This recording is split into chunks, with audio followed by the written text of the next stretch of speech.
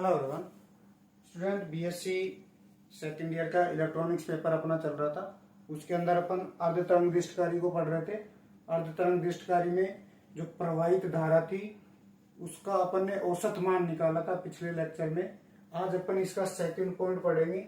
आज उस प्रवाहित धारा का वर्ग माध्य मूल मान निकालेंगे और वर्ग माध्य मूल मान होता क्या है इसको भी अपन समझने की कोशिश करेंगे। तो आज का जो अपना नेक्स्ट टॉपिक है वो है अर्ध तरंग दृष्टिकारी में प्रवाहित स्पंदमान धारा या वोल्टता का वर्ग माध्य मूल मान आरएमएस वैल्यू।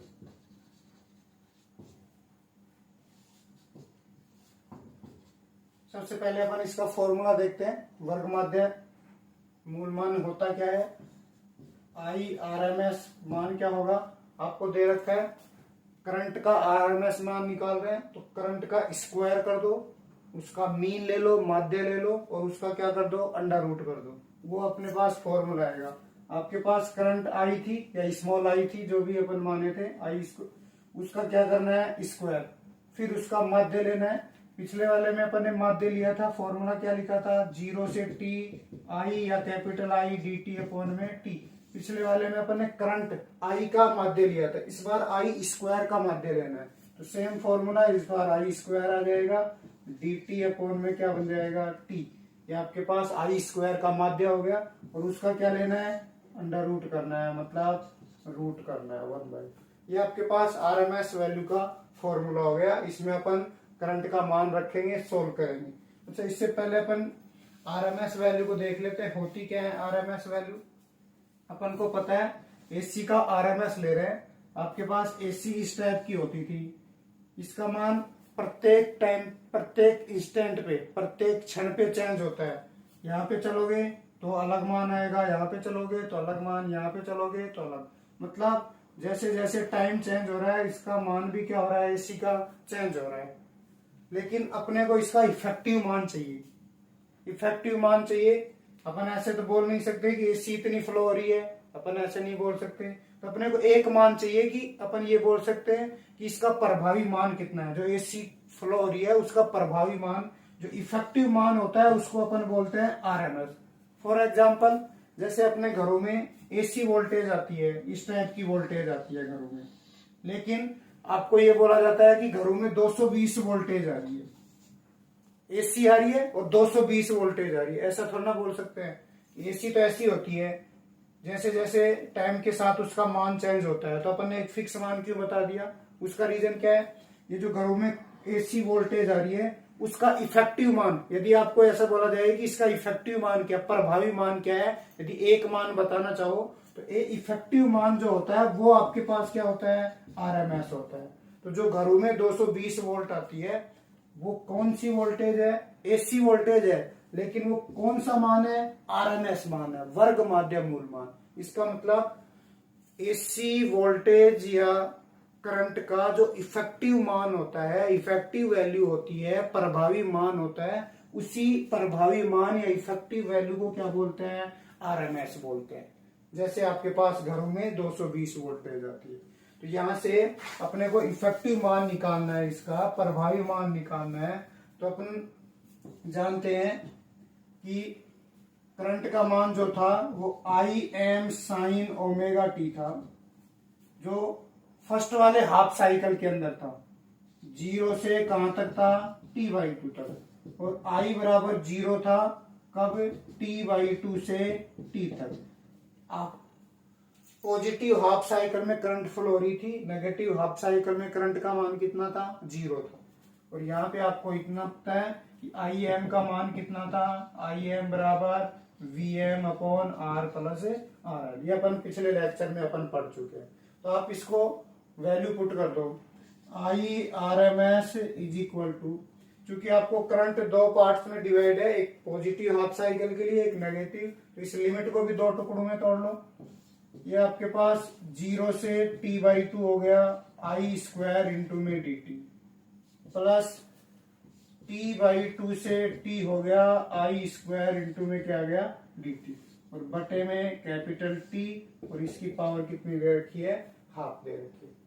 अब क्योंकि आपको जो नेगेटिव हाफ साइकिल है t/2 से t, इसमें करंट का मान 0 है, तो ये टर्म तो क्या हो जाएगी, 0 हो गई। तो बचा क्या आपके पास, I R M S is equal to 0 to t/2 I square D T upon में टी, और इसकी पावर कितनी बच गई, हाफ बच गई। इसको सोल्व करना है, आई का मान पुट कर दो। पहले अपन इस अंडर रूट को हटा लेते हैं, दोनों तरफ स्क्वायर कर देते हैं, तो इधर स्क्वायर हो जाएगा 0 1/t बाहर आ जाएगा, 0 to t/2 आई स्क्वायर ये दे रखा है, आई M square sine square omega T into में क्या आ गया डी टी। इंटीग्रेशन करो, इंटीग्रेशन करेंगे तो आपके पास ये आई एम कॉन्स्टेंट है, इसको बाहर ले लो, आई एम स्क्वायर अपॉन में T 0 to t/2 sine square omega T को अपन कोस में बदलेंगे, ये क्या होगा 1 minus cos 2 omega T upon में टी इंटू में डी टी, क्योंकि अपने को पता है कोस 2 थीटा बराबर क्या होता है 1 माइनस 2 साइन स्क्वायर थीटा। तो इस फॉर्मूले से अपन ने इस साइन स्क्वायर को लिख लिया। तो नेक्स्ट स्टेप में आप इसका इंटीग्रेशन कर दो, इंटीग्रेशन करो, I R M S square is equal to I M square upon T, तो बाहर है, इंटीग्रेट 2 को बाहर ले लो, इस 2 को भी बाहर ले लेते हैं 2t, और इसका इंटीग्रेशन कर देते हैं। जब 1 का इंटीग्रेशन करोगे तो t आएगा, और कोस का क्या होता है, साइन होता है, तो minus sine 2 omega T upon में कितना आ जाएगा 2 ओमेगा, और लिमिट दे रखी है 0 to t/2। Limit upper limit रखोगे आई एम स्क्वायर अपॉन में 2t, अपर लिमिट रखोगे t/2 minus sine 2 omega t/2, और बटे में 2 ओमेगा दे रखा है, और लोअर लिमिट रखोगे तो 0 0 रखोगे 0, साइन 0 का मान भी कितना होता है 0 होता है। इसके बाद में अपन ओमेगा बराबर कितना रखते आए हैं 2 पाई अपॉन में t, तो I R M S square is equal to I M square upon 2t into में t/2 माइनस साइन 2, ओमेगा का मान कितना रखोगे 2 पाई अपॉन टी इंटू में t/2 अपॉन में 2 ओमेगा। तो यहाँ से t से t कट जाएगा, और एक 2 से भी 2 कट जाएगा, साइन 2 पाई बचेगा, साइन 2 पाई का मान क्या होता है 0 होता है, साइन 2 पाई का मान कितना होता है 0। तो नेक्स्ट अपने पास लास्ट जो टर्म बच गई वो क्या बच गई, I R M S square is equal to, ये आई एम स्क्वायर बच गया 2t इंटू में t/2, ये टर्म 0 हो गई थी, तो t से t कैंसिल, आई एम स्क्वायर अपॉन में कितना बचेगा 4। तो आई आर एम एस निकालोगे तो इस दोनों तरफ अंडर रूट कर दो, अंडर रूट करोगे तो आई एम अपॉन में कितना बच जाएगा 2 बच जाएगा। तो ये होता है अर्ध तरंग दृष्टिकारी में प्रवाहित धारा का वर्ग माध्य मूलमान आई एम अपॉन में 2। इसका मतलब यदि आपके पास एसी करंट फ्लो करा रहे हो, तो यदि आपको पूछा जाए कि उसका इफेक्टिव मान क्या है, प्रभावी मान क्या है, या आपने इंसिडेंट करवाया था वी आई, या फिर ऐसे बोल दो आई बराबर I am sine omega T. तो यदि आपको मैक्सिमम मान दे दे, करंट का मैक्सिमम मान दे दे, तो उसमें 2 से डिवाइड करोगे तो आपके पास आरएमएस वैल्यू आ जाएगा, इफेक्टिव मान आ जाएगा। ये तो था करंट। यदि अपने को वोल्टेज पूछे, इफेक्टिव वोल्टेज कितनी होती है, प्रभावी मान कितना होता है, I R V R M S क्या होता है, तो अपन जानते हैं वी बराबर आई आर होता है। क्योंकि आर एम एस निकाल रहे हैं तो इधर भी क्या जाएगा आर एम एस आ जाएगा।